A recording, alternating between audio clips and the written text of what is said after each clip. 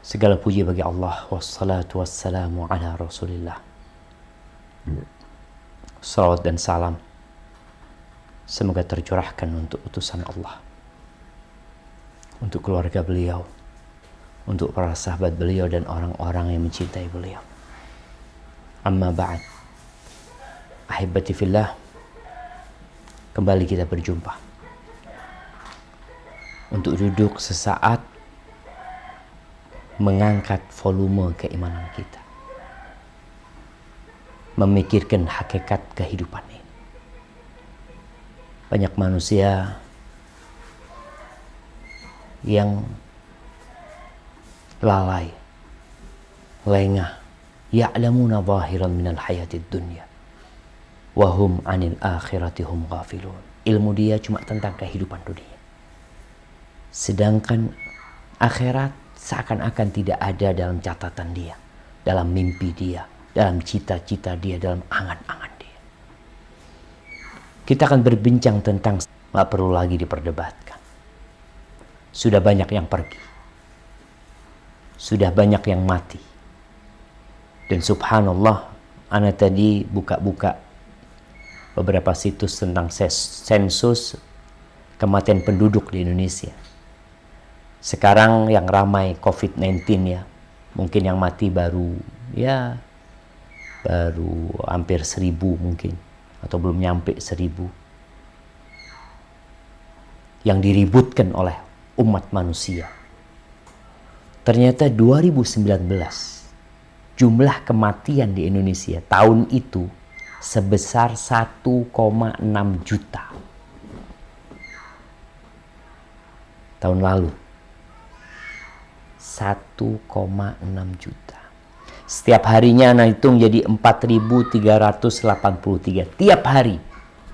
Kalau bicara COVID-19 ini, yang dibicarakan, oh ya kematian hari ini 2 orang, 3 orang, 5 orang, mungkin ada 8, 10 orang yang mati hari ini gara-gara COVID-19. Subhanallah, sejatinya tiap hari tahun lalu itu yang mati 4.383 orang se-Indonesia ya. Itu data yang Anda baca. Kalau hitungannya setiap jamnya orang mati di Indonesia itu 182 orang. Dari Sabang sampai Merauke. Jumlah penduduk Indonesia yang mungkin sudah hampir 270 atau lebih, tiap harinya berkurang 182 orang. Kita nggak bicara yang dilahirkan, lebih banyak dari itu. Ini yang mati. Setiap menitnya 3 orang mati.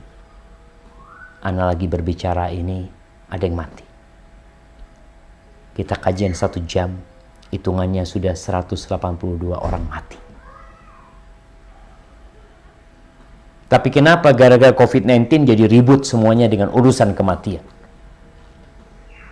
Padahal Allah mengatakan kullu nafsin dha'iqatul maut. Semua yang bernyawa pasti merasakan kematian. Dengan COVID-19 atau tanpa COVID-19, semuanya bakal mati.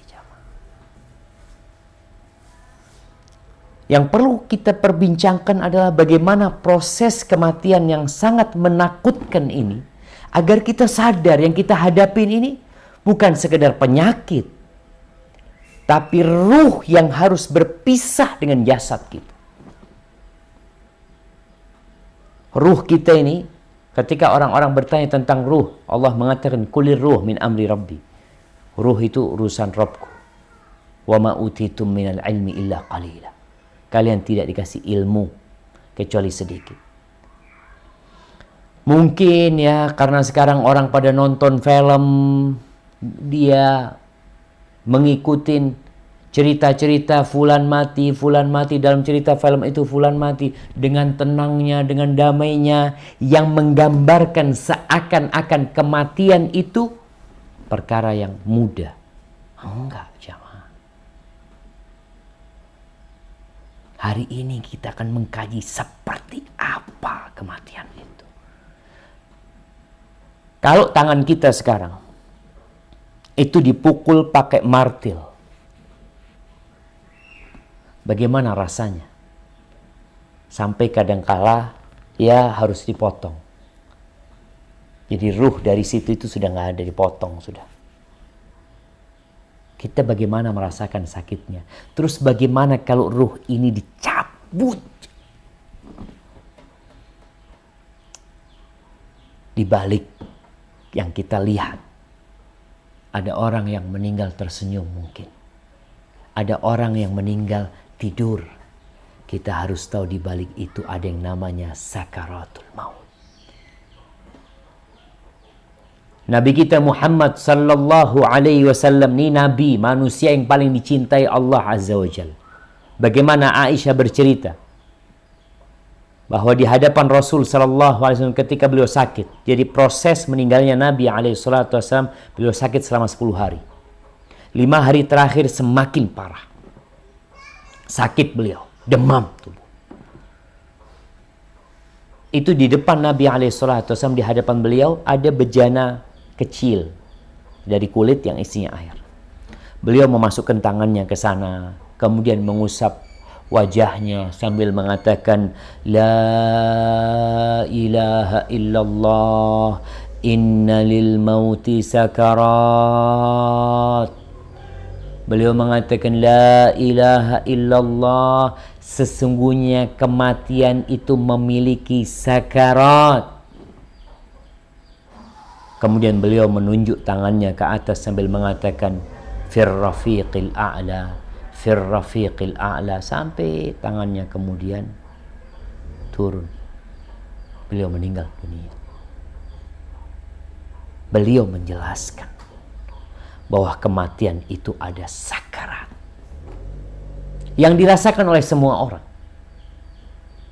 Perpisahan antara ruh dengan jasad ini menyakitkan.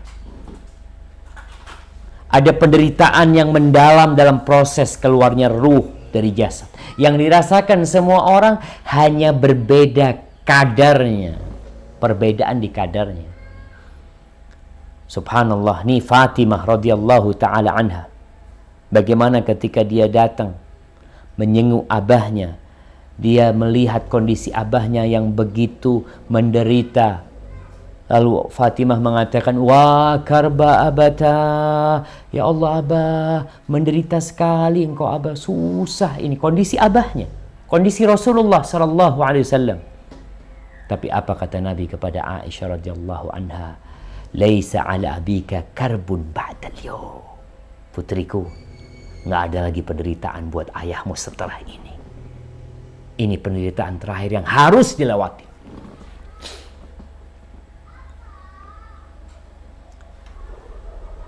Aisyah radhiyallahu ta'ala anha, setelah dia menyaksikan suaminya, manusia terindah, meninggal di pangkuannya, dan dia memperhatikan proses dicabutnya ruh, bagaimana sakitnya Rasulullah sallallahu alaihi wasallam. Apa kata Aisyah?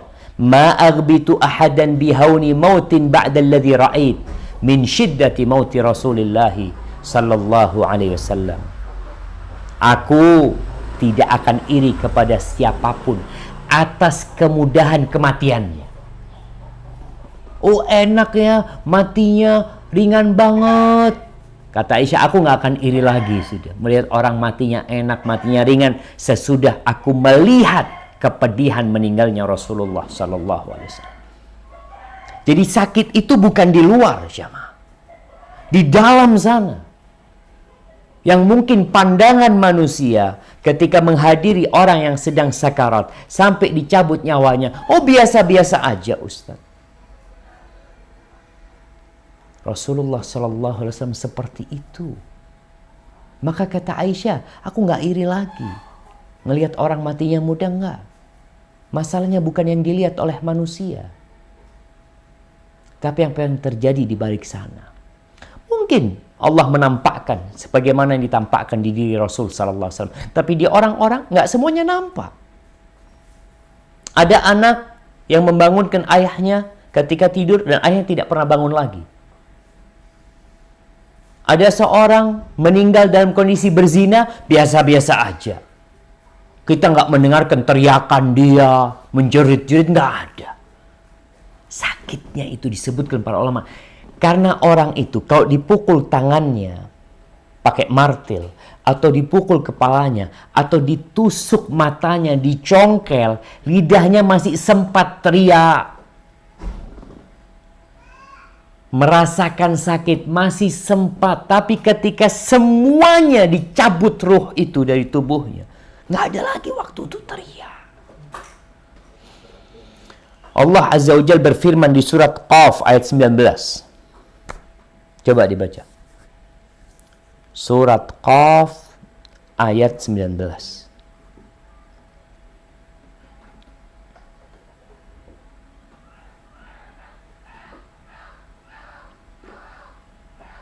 Nah.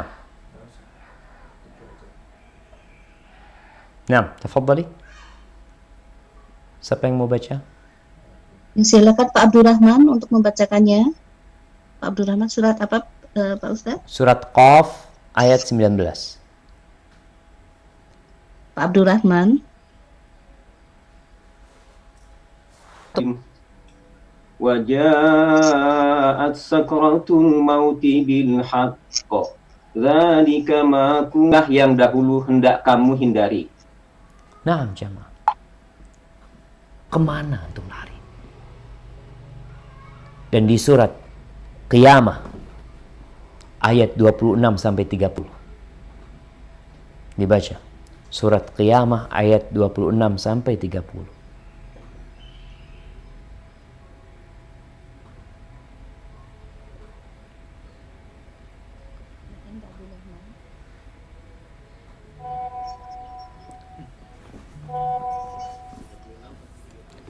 Dua puluh enam sampai 30 ya.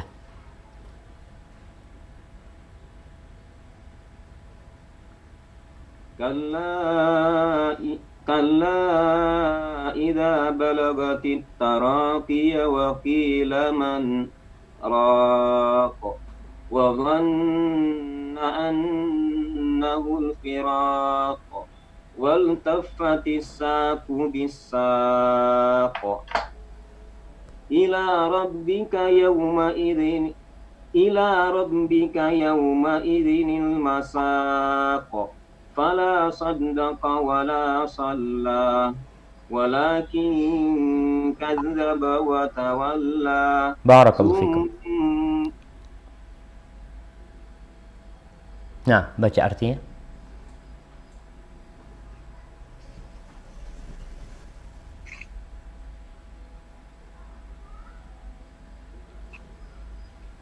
Tidak, apabila nyawa telah sampai ke kerongkongan dan dikatakan kepadanya siapa yang dapat menyembuhkan, dan dia yakin bahwa itulah waktu perpisahan dengan dunia, dan bertaut betis kiri dan dengan betis kanan, kepada Tuhanmu lah pada hari itu kamu dihalau. Barakallahu fikum. Ahibati fillah. Kalau kita faham bahasa Arab, mungkin ketika kita baca terjemahannya tidak terlalu mendalam rasa dari apa yang Allah ceritakan. Allah sebutkan di sini, tatkala sampai ke kerongkongan, biasanya orang kalau sudah sakit parah, mereka itu mencari pengobatan alternatif. Ketika dokter angkat tangan, yang mereka tanya siapa? Waqila man raq. Raqi itu siapa yang meruqyah? Udah nggak bisa nih dokter. Dokter udah angkat tangan, menyerah semuanya. Mau dibawa kemana tuh orang yang sakit? Nggak ada sudah. Dokter pun merasakan yang namanya dicabut nyawa tersebut. Dan dia nggak akan mampu menyembuhkan urusan kematian ini. Bagaimana betis kanan dan betis kiri bertaut. Mungkin kita tatkala melihat enggak. Tapi proses yang namanya ruh ketika mau dicabut itu jemaah, dikeluarkan dari semua urat satu persatu. Ahibati fillah, nih sahabat Nabi Shaddad ibn Aus, yang Rasul SAW pernah berpesan kepada Shaddad. Shaddad ini mensifatin kematian, mensifatin proses keluarnya ruh dari jasad. Nabi pernah berpesan kepada Shaddad, "Ya Shaddad ibn Aus, idza ra'aitan nas yaknizuna adh-dhahab wal fiddah." Wahai Shaddad, kalau engkau melihat manusia sibuk menumpuk emas dan perak, fakniz anta haula'il kalimat. Maka engkau kumpulkan nih doa ini, kata-kata ini. Ketika melihat manusia sibuk dengan dunia, kumpulkan kata-kata ini. Shaddad diajarin doa sama Nabi SAW. Apa doanya? Allahumma inni as'aluka thabata fil amr wal azimata ala rushd wa as'aluka mujibati rahmatik wa azaima maghfiratik wa as'aluka syukra ni'matik wa husna ibadatik wa as'aluka qalban saliman wa lisanan sadiqan wa as'aluka min khairi ma ta'lam wa a'udzu bika min syarri ma ta'lam wa astaghfiruka lima ta'lam innaka anta 'allamul ghuyub. Ya Allah, aku minta ketetapan dalam semua urusan ini. Aku minta semangat yang kuat di atas petunjuk. Aku minta semua yang mendorong datangnya rahmat-Mu, mendatangkan ampunan-Mu. Aku minta kepadamu agar aku beribadah yang baik, ya Allah, mensyukuri nikmat-Mu. Aku minta hati yang selamat dari segala penyakit, lisan yang jujur, dan aku meminta kepadamu semua kebaikan yang Engkau ketahui. Berlindung kepadamu dari semua keburukan yang Kau ketahui, dan aku mohon ampun kepadamu dari dosa-dosa yang Kau ketahui. Engkau maha mengetahui yang gaib. Ahibati fillah, ini Shaddad dikasih amalan sama Nabi SAW. Kemudian dia menceritakan bagaimana kematian, karena kehidupan ini akan berakhir ke sana. Ruh ini akan berpisah. Kita melihat anak-anak mati seakan-akan, ya Allah nggak sakit, ya Fulan, ya Allah Ustaz, Fulan ini nggak sakit apa-apa. Kadang-kala kita melihat ada seorang pemain bola yang di lapangan bola tahu-tahu terjatuh, mati. Dalam bayangan kita nggak sakit apa-apa dia. Proses pencabutan nyawa, engkau pikir nggak sakit. Apa kata Shaddad bin Aus? Al-maut afdha'u haulin fid dunya wal akhirah 'alal mu'min. Kematian adalah kengerian yang paling dahsyat di dunia dan di akhirat bagi seorang beriman. Udah nih, proses ini aja yang paling menakutkan, yang paling menyakitkan. Wa huwa asyad min nashril manashir. Kematian itu lebih dahsyat, lebih menyakitkan daripada goresan gergaji. Orang kok digergaji jamaah, dia akan merasakan sakitnya, teriak-teriak dia. Lebih dahsyat dari itu.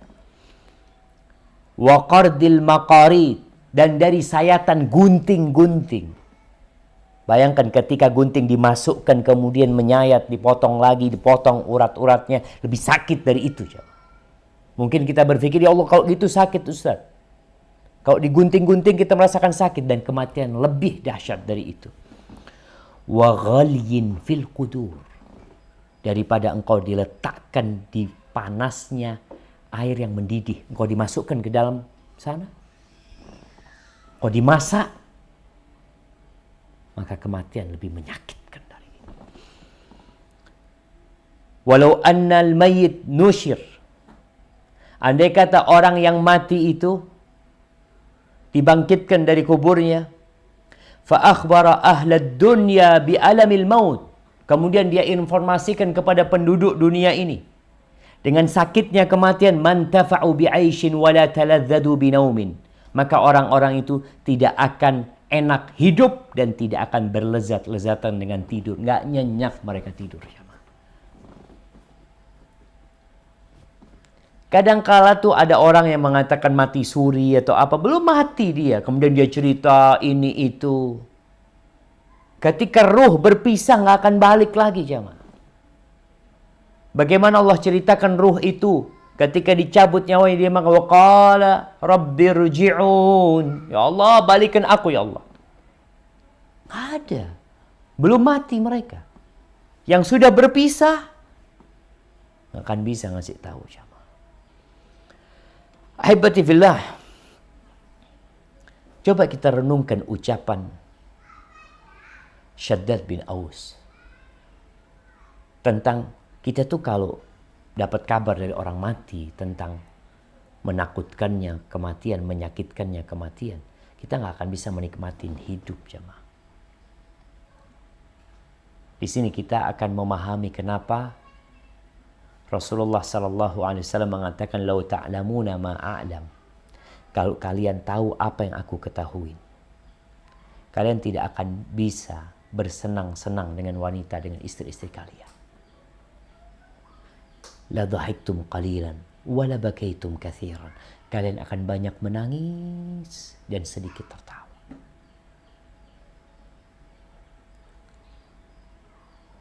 Bayangkan nih, kalau antum lagi sama istri,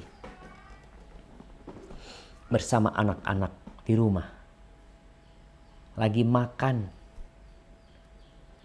es krim, ya makan-makan yang nikmat. Antum lagi menikmatin. Padahal antum tahu 5 menit lagi akan datang orang yang memukul kepala antum dengan martil 5 kali. Yang mencongkel mata antum. Kemudian mengeluarkan ginjal antum. Antum tahu itu. Bentar lagi, 5 menit lagi akan datang. Kira-kira antum bisa makan nggak? Orang itu kadang-kala dikasih tahu, nih debt collector lagi datang ke rumahmu. Apa yang dirasakan orang itu? Ketakutan dia. Mau tidur nggak enak, ini itu. Bagaimana yang datang malakul maut, yang akan mencabut nyawa kita. Tapi memang Allah sebutkan di surat Qaf. Coba buka lagi surat Qaf. Baca ayat 22. Bagaimana manusia itu matanya itu seperti orang yang kena katarak, tertutup, nggak bisa ngelihat. Lalu dibuka, baru kelihatan dengan hakikat kehidupan yang sebenarnya. Surat Qaf ayat 22.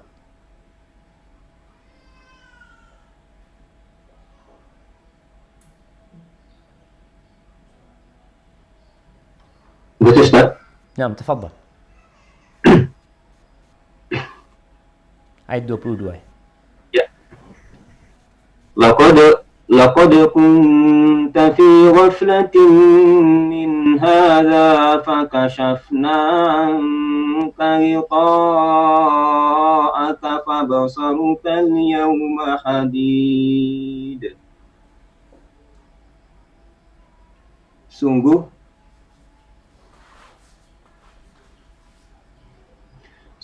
kamu dahulu lalai tentang peristiwa ini, maka kami singkapkan tutup yang menutupi matamu, sehingga penglihatanmu pada hari ini sangat tajam. Jadi kelihatan semuanya, jemaah. Tapi kejadian udah selesai gitu loh. Allah mengingatkan. Kenapa Rasul SAW selalu mengatakan, "Aktsiru dzikra hadhimil ladzat." Banyak-banyak kalian mengingat hadhimul ladzat, yang memutuskan kelezatan.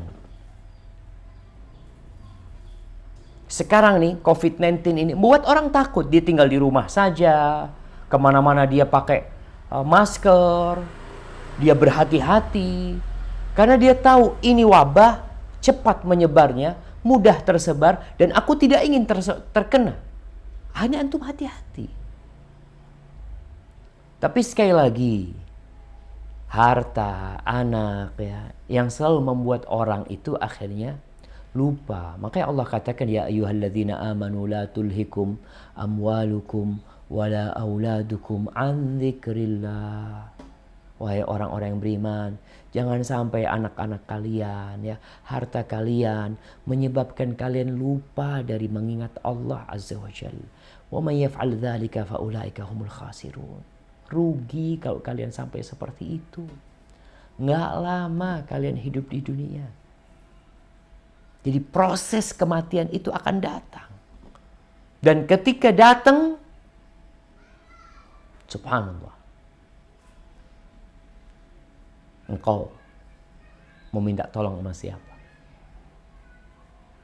Di kanan kirimu keluargamu datang. Mereka hanya bisa mengatakan, qul la ilaha illallah.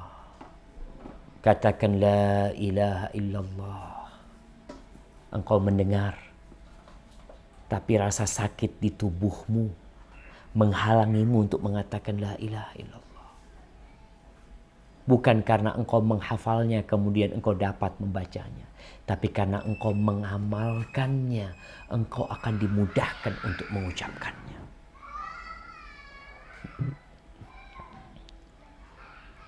Nabi Musa alaihi salam, diriwayatkan dari beliau, ketika ruhnya sudah dicabut,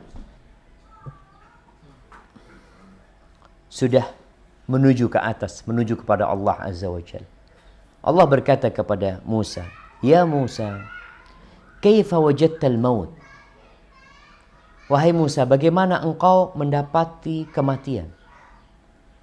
Dan kalau antum tahu proses kematinya para nabi ini, tidak ada nabi yang meninggal dunia kecuali ditanyain dulu, engkau mau mati enggak?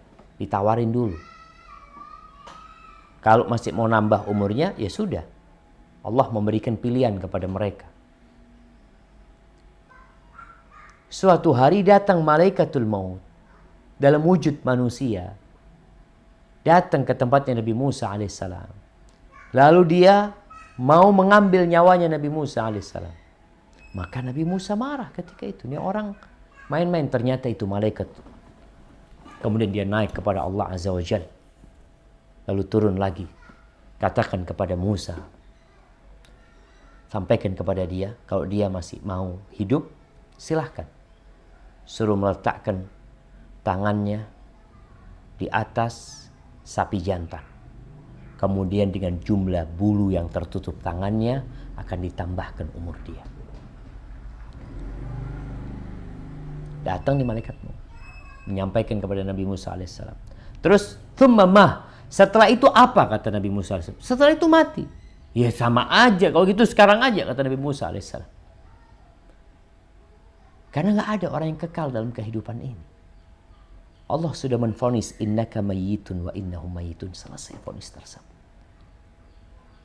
Ketika Nabi Musa sudah dicabut nyawanya, ditanya, apa yang bagaimana kau mendapatkan kematian? Wajadtu nafsi kasyatin hayya biyadil qassab tuslah. Aku mendapati diriku seperti seekor kambing yang masih hidup, yang dikulitin sama jagal. Gimana rasanya jemaah? Dengan setiap urat akan dirasakan sakitnya itu. Untuk kalau melihat jagal ya, bagaimana dia mengulitin ya. Dia pakai pisau, nanti pakai tangannya dimasukkan, nanti ditarik jemaah. Dalam kondisi hidup. Seperti itu orang merasakan kematian. Ini Nabi Rasulullah SAW merasakan itu. Apakah kita sudah mempersiapkan diri untuk minta diringankan diri kita di sakaratul maut? Atau kita masih sibuk mengumpulkan harta benda yang menyebabkan kita tidur enak di atas ranjang. Engkau lihat orang-orang yang kaya raya, yang tidur di rumah yang mewah, di atas ranjang yang mahal, dia pun akan merasakan sakaratul maut.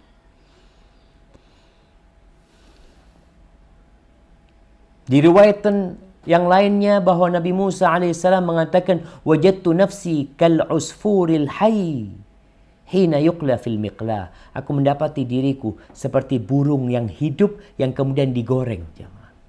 Di atas penggorengan. Masih hidup jemaah. La yamutu fayastarih. Dia enggak kondisi mati kemudian istirahat, enggak merasakan sakit.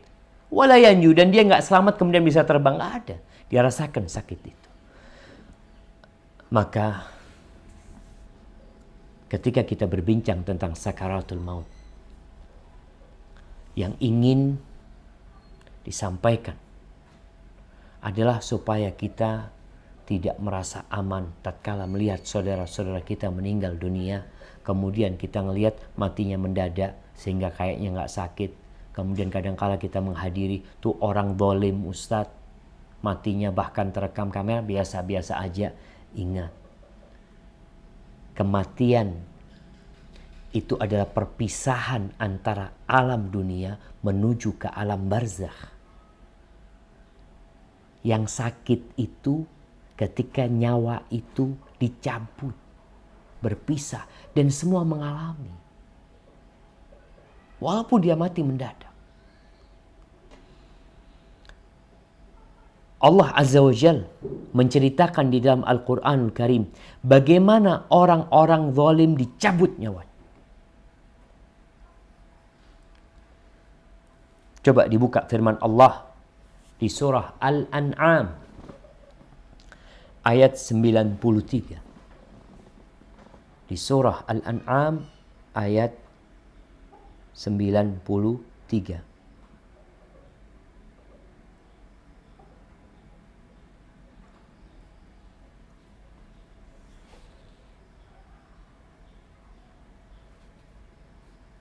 تفضل.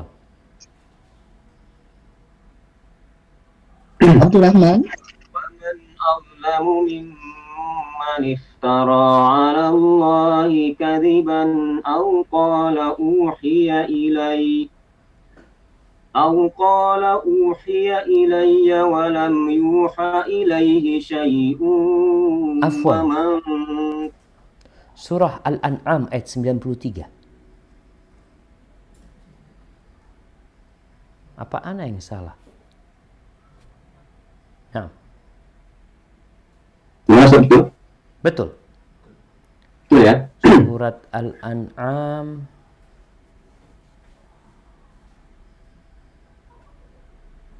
baik, barakallahu fikum. Siap.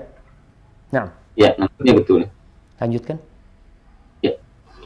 ومن قال سأنزل مثل ما أنزل الله ولو ترى إذ الظالمون في غمرات الموت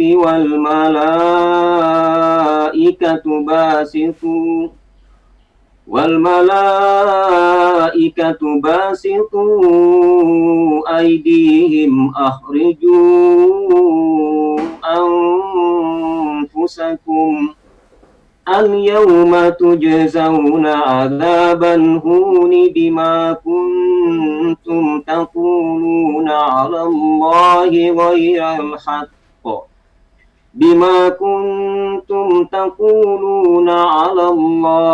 غير الحق وكنتم عن آياته تستكبرون. Siapakah yang lebih zalim daripada orang-orang yang mengada-adakan dusta terhadap Allah, atau yang berkata, telah diwahyukan kepadaku, padahal tidak diwahyukan sesuatu pun kepadanya. Dan orang yang berkata, aku akan menurunkan seperti apa yang diturunkan Allah.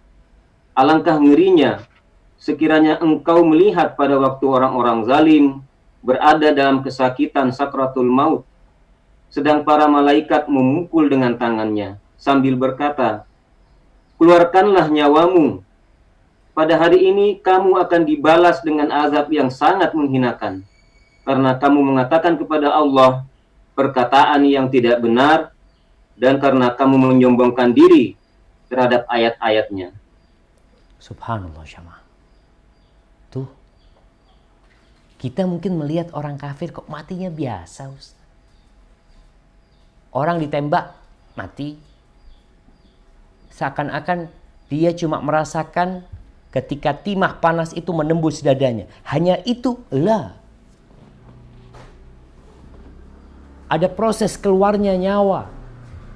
Ada yang cepat, ada yang lambat. Bagaimana para malaikat memukulin dia agar dia mengeluarkan ruhnya. Artinya ketika orang kafir ini mau dicabut nyawanya, ruhnya itu malah lari ke semua pori-pori, ke semua syaraf-syaraf dia. Dia nggak mau keluar. Seperti orang lah. Ketika orang itu mau dipukul, mau dibawa, mau dilemparkan ke api, dia itu pegangan. Dia memegang kayu atau memegang tembok atau memegang tiang. Sehingga proses ditariknya dia untuk masuk ke azab itu, dia sudah merasakan sakit di sana. Ini baru proses kematian. Proses sakaratul maut. Allah sebutkan di ayat lainnya. Di surah Al-Anfal ayat 50.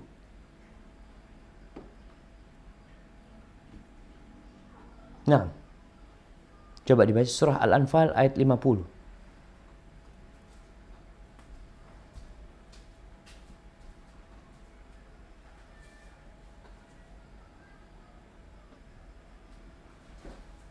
walau tara idh yatawaffal ladzina kafarul malaikatu yadribuna wujuhahum wa adbarahum wa dhuqu adzabal hariq. Dan sekiranya kamu melihat ketika para malaikat mencabut nyawa orang-orang yang kafir sambil memukul wajah dan punggung mereka dan berkata, rasakanlah olehmu siksa neraka yang membakar. Subhanallah, mereka dipukulin sehingga berbeda dengan orang yang beriman. Orang yang beriman, Allah mengatakan kepada dia, ya ayyatuhan nafsul mutmainnah irji'i ila rabbiki radiyatan mardiyah fadkhuli fi ibadi wadkhuli jannati. Masya Allah, dia tenang, dia tidak ketakutan, tapi tetap merasakan sakit, namun tidak sama sakitnya. Orang mau dikasih tahu, engkau ini akan enak nih, depanmu tuh ada segala kenikmatan, tapi engkau harus keluar dari sini. Nggak apa-apa lah, anak berdarah-darah dikit. Seperti orang yang mungkin dia harus melewatin jalan yang sempit, yang akan membuat dirinya terluka. Tapi setelah itu dia akan mendapatkan nikmat. Maka dia nggak apa-apa sakit ini. Yang penting aku mendapatkan nikmat yang itu. Berbeda dengan orang-orang kafir, orang-orang zalim yang mereka hidup dalam kenikmatan dunia, yang di hadapan dia neraka, pukulan malaikat. Mereka akan dibakar. Tentunya mereka tidak mau keluar dari tempat tersebut. Di dalam Musnad Imam Ahmad di hadis Al-Bara bin Azib yang kita kemarin membahasnya, yang berkaitan dengan orang-orang yang beriman, berkaitan dengan orang-orang yang kafir, ketika proses dicabutnya nyawa, Nabi SAW mengatakan, wa innal abdal kafir, wa fi riwayatin al-fajir, adapun hamba yang kafir atau hamba yang pendosa, idza kana fi inqita'in minad dunya, tatkala dia berpisah dari kehidupan dunia dan menuju kepada kehidupan akhirat, nazala ilaihi minas sama malaikatun ghiladun syidad. Maka yang turun dari langit adalah malaikat-malaikat yang gagah perkasa, yang kasar, yang menakutkan, sudul wujuh, wajah mereka hitam. Ma'ahumul musuh minan nar, bersama mereka ada kain kafan dari api neraka. Mau dibungkus sama kain kafan dari api neraka. Ruhnya itu jemaah. Fayajlisuna minhum maddal basar. Tuh, malaikat-malaikat yang banyak itu duduk dalam pandangan mata dia. Dilihatin tuh orang itu. Thumma yaji'u malakul maut. Kemudian datang malaikat maut di kepalanya. Lalu dia mengatakan, ayyatuhan nafsul khabitha, wahai jiwa yang busuk, ukhruji ila sakhatin minallah wa ghadab, keluarlah engkau menuju amarah Allah, menuju murka Allah. Maka ketika itu fatafarraqa fi jasadih, subhanallah, itu ruh kemudian lari ke dalam seluruh tubuhnya, nggak mau keluar kecuali dia dikeluarkan sampai keluarnya urat-urat itu jamaah dari kulit atau bulu yang basah jamaah, dikeluarkan. Antum bayangkan kalau dikeluarkan urat-urat ini jamaah, dia lari ke semuanya. Maka putus urat-urat yang ada di tubuhnya ketika dia berusaha untuk memegang sana memegang sini. Na'udzubillahi minan nar. Ahibati fillah. Ya, kita minta kepada Allah Azza wa Jalla, Allahumma hawwin alaina fi sakaratil maut. Mudahkan bagi kami Allah ketika sakaratul maut. Rasulullah SAW berdoa, berlindung kepada Allah agar tidak dikembalikan kepada umur yang tua, kepada orang yang jadi akhirnya dia pikun, merepotkan orang lain. Nah, tapi kita juga harus tahu, walaupun engkau tidak sampai tua renta, walaupun engkau tidak sampai sakit-sakitan, engkau tetap akan merasakan sakaratul maut. Itulah jamaah beberapa mungkin petikan tentang bagaimana sakaratul maut. Mungkin kita cukupkan di sini, kita masuk ke sesi tanya jawab ya. Mungkin ada yang ingin ditanyakan. Nah. Baik, Ustaz. Jazakumullah khairan katsiran. Ini sudah ada beberapa pertanyaan yang masuk. Ada 5 sampai saat ini. Yang pertama dari Ibu Irma Ahmad dari Jerman. Silakan Ibu Irma. Jazakallah khair Pak dan Ustadz. Saya Irma dari Jerman, mau bertanya lagi Pak Ustadz. Ahlan wa sahlan, tafadhali. Ini Ustadz, yang ingin saya tahu bagaimana kita yang sedang menunggui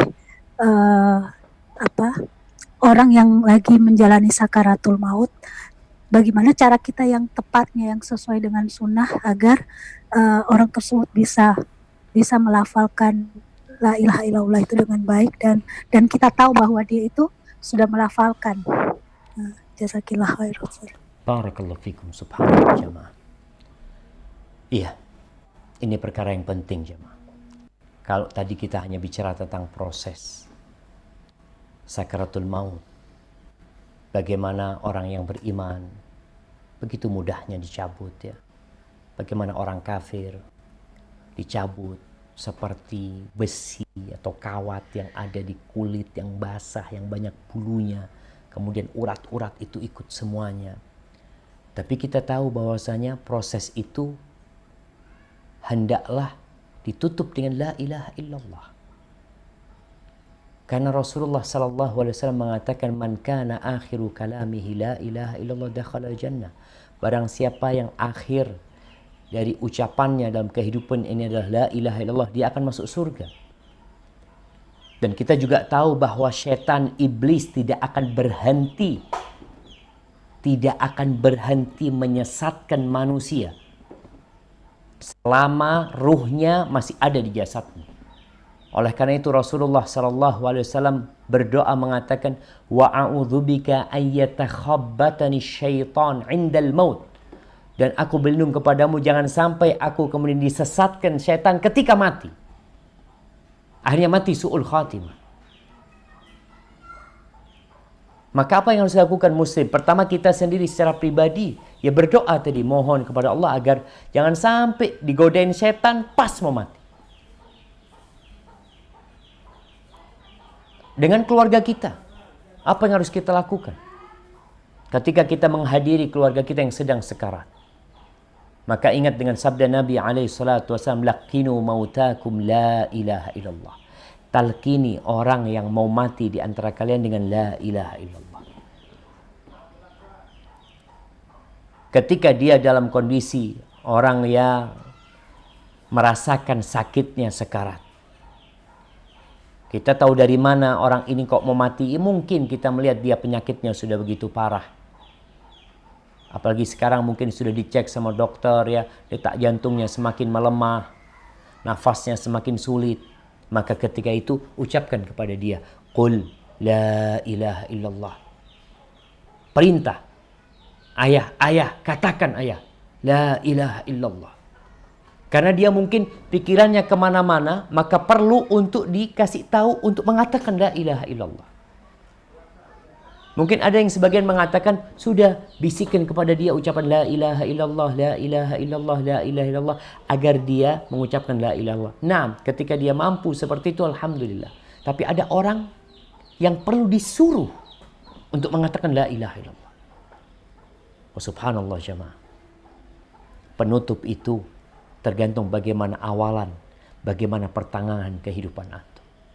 Ada orang yang disuruh mengatakan la ilaha illallah, tapi dia sibuk dengan dagangannya, menawarkan dagangannya 5.000, 3.000 dengan apa yang biasa dia ucapkan. Karena itu kebiasaan dia. Maka tugas kita adalah membimbing dia, baik dengan membisikkan atau menyuruh dia, ayah katakan la ilaha illallah, ayah katakan la ilaha illallah. Ketika dia sudah mengatakan la ilaha illallah, cukup. selama dia tidak berbicara yang lainnya, jadikan la ilaha illallah ini akhir kalam dia. Tapi kalau kemudian dia masih mengucapkan yang lain, yang ngomong macam-macam, nanti kita sampaikan kepada dia untuk mengatakan la ilaha illallah. Kemudian ada riwayat yang mengatakan, yang diriwayatkan Imam Malik dalam Muwatta, Iqra'u Yasin ala mautakum. Bacakan surat Yasin kepada orang yang mau meninggal. Bukan orang yang sudah meninggal, tapi orang yang mau meninggal. Bacakan surat Yasin untuk meringankan proses dia mau dicabut nyawanya. Namun hadis ini diperselisihkan oleh para ulama. Mereka yang melihat hadis ini dhaif, maka tidak perlu mengamalkannya. Tapi mereka yang melihat hadis ini hasan, masih bisa dipakai, maka mereka mengamalkannya. Tapi intinya, ketika kita hadir di proses dicabutnya nyawa dia, tolong jangan rame-rame, jangan teriak-teriak. Kadang-kala ada yang teriak-teriak bersedih ini itu, bimbing dengan la ilaha illallah. Inilah kesempatan dia terakhir. Ini kesempatan iblis juga untuk menyesatkan yang terakhir kalinya. Karena disebutkan beberapa riwayat bagaimana iblis ketika mengatakan kepada pasukannya, kalian tahu kalau sekarang dia lepas dari cengkeraman kita, nggak bisa lagi kita godain dia sudah. Maka proses itu menjadi proses yang penting untuk dijaga agar jangan sampai kita su'ul khatimah pada waktu itu, jamaah. Hadza wallahu a'lam bis-shawab. Jazakallah khair Ustaz. Wa iyyak. Ya, makasih Ustaz. Yang kedua ya, dari Ibu Atiyah dari Swiss. Silakan Bu. Assalamualaikum warahmatullahi wabarakatuh, Ustaz. Waalaikumsalam warahmatullahi wabarakatuh. Saya Atiyah. Ustadz, memang kita sebagai manusia tidak ada satupun manusia yang tahu kapan kita akan meninggal, akan berpisah dengan dunia ini. Tapi apakah benar saat kita meninggal itu sakratul maut sesuai dengan amalan kita di dunia? Apakah seperti itu, Ustadz? Barakallahu fikum. Nah, barakallahu fik. Subhanallah, jamaah. Iya. Kalau kita bertanya tentang apakah sakaratul maut itu sesuai dengan amalan hamba. Ketika dalam kehidupan dunia, kita tahu ada orang kaya, ada orang sukses, ada orang Masya Allah, istrinya cantik, ini suaminya tampan, ini anak-anaknya tampan. Pembagian keberuntungan di dunia ini bukan berdasarkan amal, tapi berdasarkan ujian Allah Azza wa Jalla. Tapi proses menuju akhirat semuanya itu berdasarkan amal. Proses bagaimana dia nantinya dapat mengatakan la ilaha illallah atau tidak dapat mengatakan la ilaha illallah. Proses bagaimana dia merasakan sakaratul maut. Tadi disebutkan bagaimana kondisi orang fajir, bagaimana orang jahat, bagaimana orang kafir, dan bagaimana orang beriman ketika dicabut nyawanya. Begitu mudahnya seperti rambut yang dicabut dari tepung. Selesai langsung keluar dia seperti, tapi tetap dia merasakan sakit. Jadi sakit yang dirasakan ketika sakaratul maut itu dapat menjadi penghapusan dosa. Dapat menjadi pengangkat derajat. Itu pun dapat menjadi nikmat. Karena ketika orang setelah susah dikasih nikmat, Masya Allah, dia akan merasakan kebahagiaan. Antum lihat, kalau orang biasa senang, biasa makan enak, terus dikasih makanan enak, biasa. Tapi kita sekarang ketika berpuasa, nggak makan. Tahu-tahu ketika berbuka dikasih makanan yang biasa-biasa, yang tidak terlalu enak. Mungkin hanya kurma dengan segelas air. Ya Allah, nikmatnya. Dan proses sakaratul maut mengantarkan kenikmatan ke sana. Jadi ketika dia merasakan sakit, itu akan menghapuskan dosa-dosa dia, akan mengangkat derajatnya. Sebagaimana pada waktu itu kita bicara proses ketika masuk kuburan, dihimpit dia untuk merasakan kenikmatan nanti yang akan dia nikmatin untuk selanjutnya. Sehingga dia benar-benar terhapuskan dosa-dosanya. diangkat derajatnya dan merasakan nikmat. Makanya kalau bicara amal, kenapa Allah Azza wa Jal sering menggabungkan antara iman dengan amal? Alladzina amanu wa amilus solihat. Yang beriman dan beramal soleh. Karena amal soleh ini menjadi pengangkat derajat seseorang. Menjadi sebab orang itu merasakan kenikmatan nantinya ketika sakarat, ketika di kuburan, dan ketika di padang mahsyar, dan ketika menuju surga Allah Azza wa Jalla. Hadza wallahu a'lam bissawab.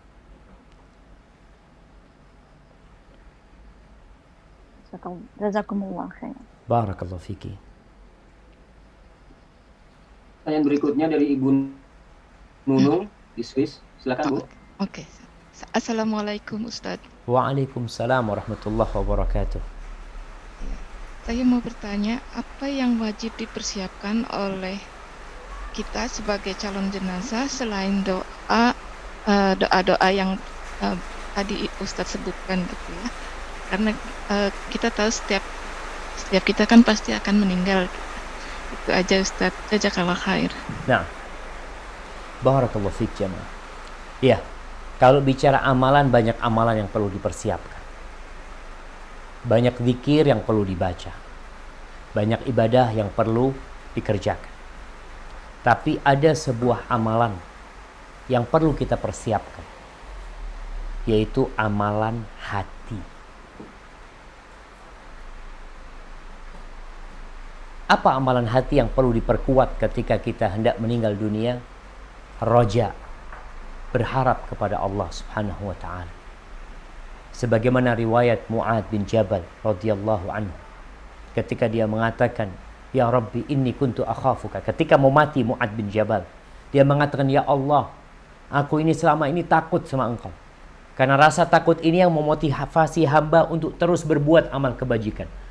Seperti orang yang dikejar oleh api atau oleh tsunami, dia akan lari kencang untuk menyelamatkan dirinya.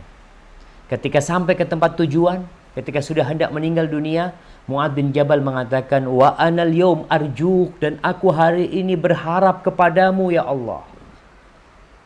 Maka ini yang perlu dipersiapkan oleh kita. Husnudzan sama Allah. Berbaik sangka sama Allah. Karena ada orang yang merasa telah berbuat kebajikan, merasa sudah soleh, merasa banyak pahalanya.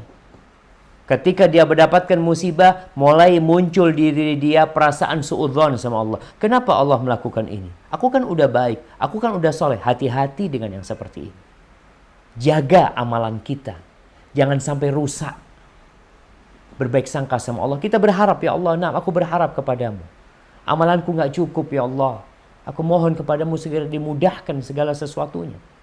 Tapi aku tahu Engkau Maha Pengampun dan Maha Pengasih. Ada banyak dosa-dosa yang aku kerjakan. Tidak ada yang aku harapkan kecuali ampunanmu, ya Allah. Ahibati fillah. Umar bin Khattab radhiyallahu anhu pernah mengatakan, "Idza baqiya 'alal mu'min min darajatihi syai' lam yablugha bi 'amalihi." Kalau ada tersisa dari derajat-derajat orang beriman yang belum dapat diraih dengan amalannya. Ini kita bicara tadi amal. Amalan apa yang bisa kita memudahkan kita ketika sakaratul maut.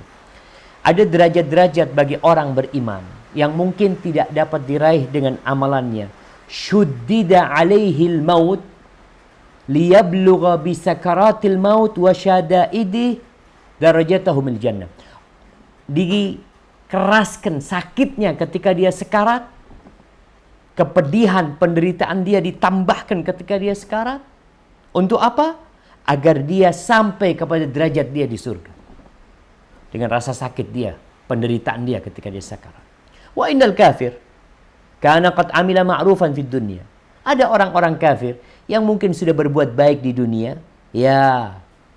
Mungkin balasan dia di dunia belum lengkap, maka ketika mati mungkin diringankan sedikit kemudian menuju ke neraka. Tapi tetap dia akan merasakan sakitnya itu. Maka kalau bicara amalan, kadangkala amalan itu amalan hati. Bersabar menghadapi musibah. kita sakit, kita apa, dan bisa jadi proses sakitnya orang ya. Ini nasihat buat saudara-saudara yang mungkin mengalami penyakit menaun ya, yang dia sampai ada orang mengatakan, ya Allah, fulan ini tinggal nunggu mati Ustaz. Dia sudah bertahun-tahun nggak bisa berbuat apa-apa, ngomong nggak bisa ya, berinteraksi sama orang nggak bisa. Dia sudah nunggu kematian. Nah, proses menanti kematian, rasa sakitnya ini semoga dapat mengurangi rasa sakit ketika sakaratul maut dengan catatan dia bersabar dan ridha dengan apa yang sudah ditetapkan. Hadza wallahu a'lam bissawab.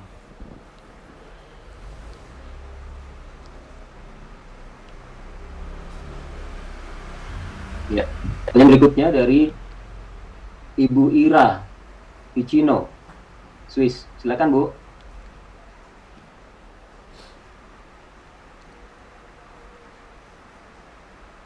Ibu Ira.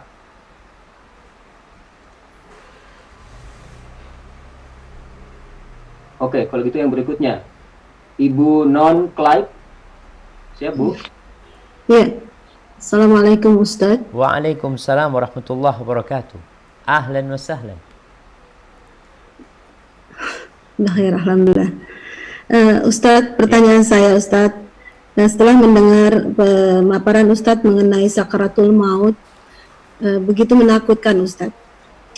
Pertanyaan saya, kemana ruh kita ketika malaikat mencabut ruh kita setelah melewati sakaratul maut? Dan apakah ruh kita akan dimasukkan lagi ketika kita ditanya di kuburan Ustadz? Terima kasih. Barakallahu fikum. Nah, jemaah. Iya, kalau bicara ketika dicabut oleh malakal maut, terus dibawa kemana ruh kita? Kalau dia orang beriman, sebagaimana dalam hadis Al-Bara bin Azib, kita tahu turun malaikat-malaikat dengan pakaian yang indah, dengan wajah yang berseri-seri. Mereka membawa kain kafan dari surga yang wangi. Mereka duduk di tempat yang dapat dipandang oleh orang yang mau mati ini. Kemudian datang tuh malaikatul maut, menyuruh dia keluar. Ketika dia seorang yang beriman, maka tatkala ruhnya keluar tidak dibiarkan kemana-mana, maka ruh itu langsung dibungkus dengan kafan dari surga ini, kemudian dibawa menuju ke langit, dihadapkan kepada Allah Azza wa Jal. Dia dengan aroma yang indah ya. Setelah sampai di sana, maka Allah kembalikan ke jasadnya ke tanah. Minha khalaqnakum wa fiha nu'idukum wa minha nukhrijukum taratan ukhra. Kemudian dibalikin ke jasadnya untuk ditanya oleh Munkar dan Nakir. Mungkin kita berpikir, Ustaz, tapi kan ada orang yang meninggal dunia yang mungkin jasadnya nggak ada, sudah hancur karena bom, atau meninggal dunia dimakan ikan. Kita bicara ini di alam yang berbeda, di alam barzakh. Maka dikumpulkan dia bersama jasadnya di sana, yang kita nggak tahu bagaimana proses itu kecuali Allah Subhanahu Wa Taala.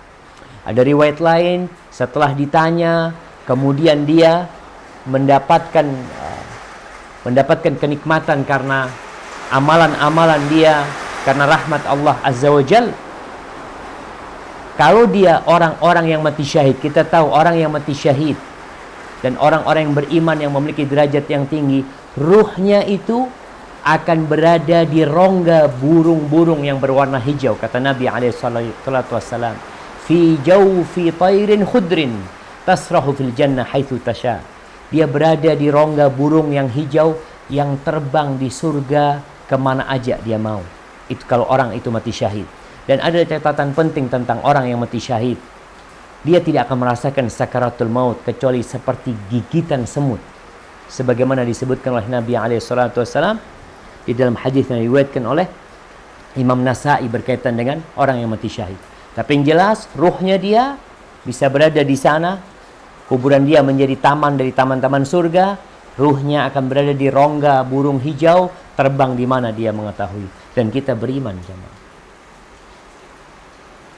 Karena urusan ruh, Allah mengatakan kulir ruh min amri rabbi. Katakan Muhammad, ruh itu urusan Rabbku. Ruh itu ada di jasad kita. Kita itu nggak tahu bagaimana dia berada di mana. Apakah berada di jantung kita? Apakah berada di nafas kita, di paru-paru kita? Kemudian tatkala kita tidur, ruh itu bagaimana? Dia ada di mana? Kenapa dia bisa bermimpi? Kenapa dia bisa melihat ini dan itu? Itu urusan Allah Azza wa Jalla. Kita nggak tahu. Kita beriman ketika menyampaikan Allah dan Rasulullah SAW dalam hadis yang sahih. Adapun ketika dia orang kafir, maka seperti yang tadi disampaikan dalam hadis Al-Bara' bin Azib radhiyallahu anhu, dia dibungkus ketika keluar, malakul maut mencabutnya, malaikat-malaikat pendampingnya yang membawa kafan dari neraka, kemudian dia dimasukkan ke sana, kemudian dibawa ke atas, ditutup pintu langit, kemudian dia dibalikkan ke bumi. Disitulah kemudian dia akan ditanya, dia akan diazab, kuburannya akan menjadi hufratun min hufarin niran, salah satu lubang dari lubang-lubang api neraka. Hada wallahu a'lam bishawab. Dan perlu diingat, nggak ada ruh gentayangan. Karena masih ada di Indonesia atau di tempat lain yang meyakini ruhnya belum keluar dari rumah. Ruhnya belum keluar dari rumah. Bahkan ada film-film na'udzubillah pocong yang dia bisa balik ke pocong kemudian keluar dari kuburan. Ada lagi dulu di Indonesia film yang cukup mungkin dikenal, Si Manis Jembatan Ancol. Bagaimana ketika dia mati, ruhnya bisa godain orang yang hidup. Nggak ada jamaah. Dia kepingin balik ke dunia, ingin beramal, nggak bisa, udah. Ada barzakh yang menutupin sehingga nggak bisa balik ke alam ini. Seperti itu. Kemudian ruh di dalam kuburan nanti, ada riwayat yang mengatakan mereka bisa saling berziarah, urusan tentang alam barzakh, urusan Allah Subhanahu wa taala. Kita nggak tahu bagaimana sebenarnya kecuali apa yang disampaikan kepada kita. Hada wallahu a'lam bissawab. Terima kasih Ustaz. Jazakallahu Wa iyyakum. Ya, baik, berikutnya dari Ibu Nunung Dewayani.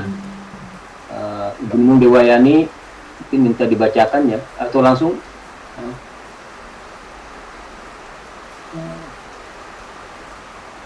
dibacakan aja mungkin ya. Assalamualaikum, pertanyaan untuk Ustadz Sadiq. Ya. Nah. Banyak beredar di medsos mengenai ini. Ya, banyak beredar di medsos mengenai ini. Jangan berbaring ketika azan. Nanti jenazah menjadi berat, dan jangan bicara ketika azan, maka akan sulit mengucap kalimat tauhid saat sakratul maut. Apakah ini sahih? Yang pertama apa? Jangan apa? Jangan berbalik ketika azan. Jangan berbaring ketika azan. Berbaring. Oh, berbaring. Ya. Naam. Barakallahu fikum.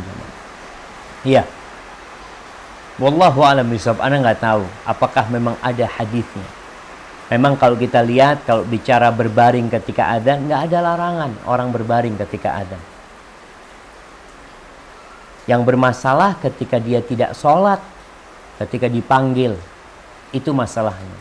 Jadi bukan berarti ketika orang tiduran, umpamanya kadangkala dia tidur dengar adzan asar ya, dia mendengarkan menjawab adzan sholat asar itu sambil berbaring, atau ketika sholat subuh ya, dia dengar sayup-sayup suara adzan, dia dalam kondisi berbaring, atau dia selesai sholat tahajud, kemudian dia istirahat di arah kanannya menunggu waktu subuh ya, kemudian dia dengar suara adzan sambil menjawab, tidak ada larangan dalam hal ini. Jadi kalau memang ada ancaman dari Nabi SAW, ana nggak tahu, tinggal dilihat di mana hadisnya, di mana penjelasannya, sehingga kalau memang itu sahih, ya kita sampaikan kepada umat. Dan ini penting juga buat kita bersama jamaah. Tatkala kita mendapat broadcastan, mendapat berbagai macam petuah nasihat yang kita nggak tahu kebenarannya, karena kita juga bukan yang menelaah banyak ilmu, maka jangan serta-merta kita menyebarkannya. Apa yang harus kita lakukan? Kirimkan ke ustaz, kirimkan ke orang yang ngerti. Afwan, ini benar enggak? Apalagi kalau di bawah ada ancaman, jangan sampai di handphonemu saja. Kalau enggak, engkau akan susah hidupmu, tebarkan kepada 10 orang, 300 orang, berapa orang lah umpamanya dia sebutkan, hati-hati. Adapun yang kedua berkaitan dengan jangan berbicara ketika azan, nanti engkau akan sulit mengatakan la ilaha illallah. Ini juga wallahu a'lam bissawab. Menjawab azan memang dianjurkan kita. Ketika mendengar azan, kita menjawab azan tersebut agar kita mendapatkan syafaat kelak dari Rasul sallallahu alaihi wasallam. Tapi kalau ancamannya orang yang berbicara ketika azan, dia nanti akan nggak bisa mengatakan, sulit mengatakan la ilaha illallah. Ini ana yang nggak tahu, tapi bukan berarti amalan menjawab azan ini kita tinggalkan. Kita berusaha untuk mengamalkannya jamaah dan mengistiqomahkannya. Hadza wallahu a'lam bissawab.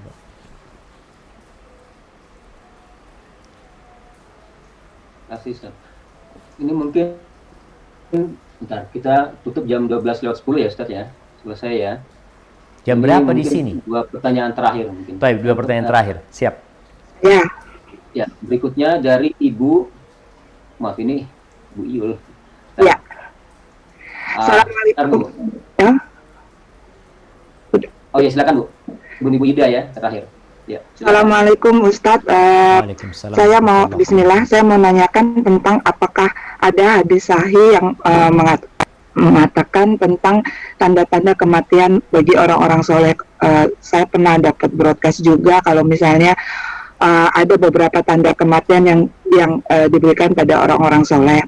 Kemudian yang kedua mengenai tadi Ustadz mengatakan kalau Nabi itu bisa ada tawar menawar atau bagaimana mengenai kalau dia pas mau dicabut nyawanya, tapi di surat Al-A'raf kan dikatakan tidak ada tawar menawar, setiap orang memiliki jatahnya masing-masing. Nah, apakah surat Al-A'raf itu tidak berfungsi untuk para nabi, dan apakah Rasulullah juga sempat melakukan tawar menawar tersebut? Terima kasih. Nah, barakallahu fikum. Iya jemaah. Berkaitan dengan apakah ada hadis sahih yang menjelaskan jadi orang soleh itu udah tahu kalau dia mau mati nanti ada tanda-tandanya, insya Allah mati 3 hari lagi ya, mati 10 hari lagi, atau ada yang mengatakan orang soleh itu 40 hari sebelum mati sudah mulai tahu kalau dia akan mati. Sama yang Anda pelajarin nggak ada jemaah. Kematian itu datang tiba-tiba mendatangi kita. Ada orang-orang soleh yang memang kalau dikatakan kepada dia besok engkau mati, dia nggak mampu untuk menambah amal soleh karena dia tahu kematian ini datang secara tiba-tiba, maka dia mempersiapkan diri. Kapan dia datang dia udah siap. Kalaupun ada orang yang merasa mau mati, kayaknya anak mau mati ini, bisa jadi dia merasakan itu. Sebagaimana Sa'ad bin Abi Waqqas radhiyallahu anhu, ketika dia sakit, dia merasa mau mati. Sampai dia dikunjungi oleh Nabi SAW, dia kemudian mau berwasiat dengan hartanya. Lalu ternyata Sa'ad bin Abi Waqqas baru mati puluhan tahun kemudian. Ketika dia dalam kondisi sakit itu, pikirnya dia mau mati, dia anaknya 1 perempuan. Ternyata dia meninggal dunia puluhan tahun kemudian, punya anak 17 ya. Nggak tahu jemaah. Jadi kalau memang ada riwayat-riwayat yang menyebutkan orang soleh, mungkin dia merasa kok kayaknya anak mau mati ya. Bisa jadi dia merasakan, oh tahu-tahu mati beneran. Ada yang seperti itu. Tapi kalau tanda-tanda yang disebutkan dalam hadis-hadis sahih, wallahu a'lam bishawab, ana nggak pernah tahu. Adapun berkaitan dengan surat Al-A'raf, ayat berapa tadi?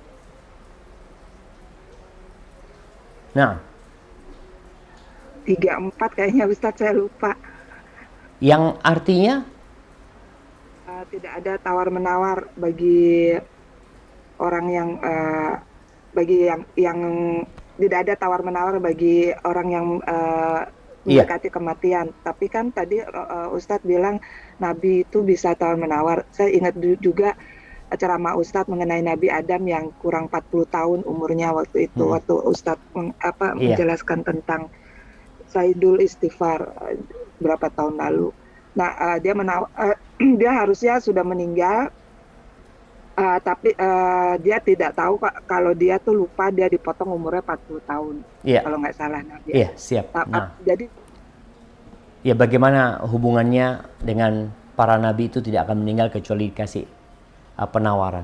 Ya, kalau yang di surat Al-A'raf ayat betul 34 Ibu sebutkan walikulli ummatin ajal. Setiap umat itu ada ajalnya, ada batasan setiap umat itu. Fa idza jaa ajaluhum la yastakhiruna sa'atan wa la yastaqdimun. Ya, kalau sudah datang ajalnya selesai sudah, dia nggak bisa nawar mau maju, mau mundur, nggak bisa. Nah, ini secara umum seperti itu. Tapi hadis yang disampaikan oleh Nabi SAW bahwa setiap nabi tidak ada yang meninggal kecuali dikasih penawaran, itu pengkhususan buat para nabi. Dan ayat ini umum, umat secara umum. Dan kita tahu para nabi pun dia itu nanti akan sesuai ajalnya. Seperti Nabi Musa alaihissalam. Ketika dia nggak mau mati, ditawarin kau. Engkau mau mati berapa tahun lagi? Silahkan. Tapi akhirnya Nabi Musa alaihissalam memilih mati hari itu juga. Namun ini sebagai penghormatan, penghargaan, kemuliaan dari Allah Azza wa Jalla untuk para nabi. Sehingga mereka menjadi orang-orang pilihan Allah yang tahu sampai mati pun masih dalam pengawasan Allah Azza wa Jalla. Hadza wallahu alam bissawab. Seperti itu Ibu. Jadi itu untuk para nabi, tapi ya ajal mereka tetap sesuai dengan yang Allah sudah tetapkan. Jazakumullahu khair Ustaz. Wa iyyakum barakallahu fiik. Pertanyaan terakhir ya. Siap. Pertanyaan terakhir Ustaz. Ini silakan Ibu Ida Abdurrahman dari Geneva.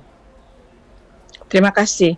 Assalamualaikum warahmatullahi wabarakatuh Pak Ustadz. Waalaikumsalam warahmatullahi wabarakatuh. Sakratul maut ini adalah benar-benar puncak dari kehidupan kita semua Pak Ustadz ya. Bagaimanakah keadaan calon jenazah yang sedang menghadapi sakratul maut, di mana dia masih mempunyai hutang dalam hidupnya. Hutangnya itu bisa berbentuk semacam janji yang belum dia kerjakan, hutang piutang yang dia belum lunaskan, dan juga misalnya riba yang telah terlibat dalam keadaan kehidupannya, yang dimana mungkin dia belum memberitahukan kepada ahli warisnya. Bagaimanakah keadaan ruh pada saat itu Pak Ustadz? Terima kasih. Barakallahu fikum. Jamaah, kita tahu ketika orang mau dicabut nyawanya, terekam oleh dia segala yang dia kerjakan. Sehingga kenapa di beberapa ayat disebutkan dia minta untuk dibalikan. Hatta idza jaa ahadahumul maut qala rabbirji'un la'alli a'malu salihan fima tarak. Itu keinginan mayit. Ketika datang ajal, dia tahu masih banyak perbuatan-perbuatan dosa yang dia kerjakan, masih ada tanggungan-tanggungan yang belum dia selesaikan. Ketika itu dia berusaha untuk minta dibalikan, tapi nggak bisa balik. Maka kita nih sebelum meninggal dunia, ketika punya tanggungan-tanggungan, kenapa Rasulullah SAW memberikan wasiat? Janganlah seorang mukmin itu tidur kecuali dia sudah menulis wasiatnya. Ada wasiat yang dia tulis. Maka buat kita sekarang yang masih dikasih kehidupan, kalau memang ada utang, ada janji, ada tanggungan yang harus kita lunasin, dan alhamdulillah kita punya harta, atau paling tidak kita punya anak-anak yang semoga mereka membantu orang tuanya melunasi tanggungan-tanggungan ini, tolong diwasiatkan, ditulis. Kalau engkau orang yang punya harta banyak tapi engkau mungkin tidak mau berbagi sekarang, ada orang yang bakhil, dia cinta sama hartanya, engkau punya kesempatan untuk berbagi sepertiga hartamu sebelum engkau meninggal dunia. Wasiatkan, tulis wasiat. Dan engkau tidak kekurangan harta. Harta ini memang mau ditinggal. Engkau punya uang 1 miliar, mau ditinggal, mau diberikan kepada ahli waris. Apa enggak lebih baik engkau bikin wasiat sepertiganya untukmu ketika engkau meninggal dunia, untuk bangun masjid, untuk apapun.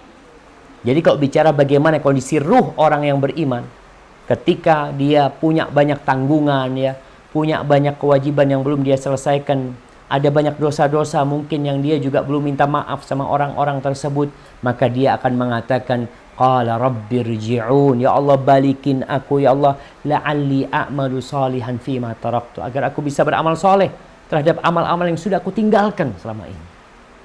Maka jamaah, sebagai penutup, Hasan al-Basri pernah menyampaikan sebuah nasihat. Dia mengatakan, ittaqillah ya ibna Adam, bertakwalah kepada Allah wahai anak Adam. La yajtami alaika khaslatan, jangan sampai berkumpul kepadamu dua perkara, sakratul maut wa hasratul faut, sekarat maut dan penyesalan karena tidak mengamalkan kebaikan. Maka jangan sampai berkumpul dua hal ini kita. Hadza wallahu a'lam bishawab. Mungkin itu yang bisa saya sampaikan pada kesempatan kali ini jamaah. Kalau itu benar itu dari Allah Azza wa Jalla, kalau ada yang salah dan kurang berkenan itu dari diri ana pribadi. Ana ucapkan kepada semua jamaah jazakumullah khairan. Subhanakallahumma wa bihamdika asyhadu an la ilaha illa anta astaghfiruka wa atubu ilaik. Ana kembalikan kepada pembawa acara, silahkan. Baik, baik, itu sudah selesai acara kita ya, insyaallah. Maaf Bu Evi. Ya Pak Ustadz, Pak Abdurrahman. Ya gimana Bu? Berikutnya ada informasi yang mau disampaikan atau tidak? Sementara ini mungkin insyaallah Selasa depan ada lagi. Jadi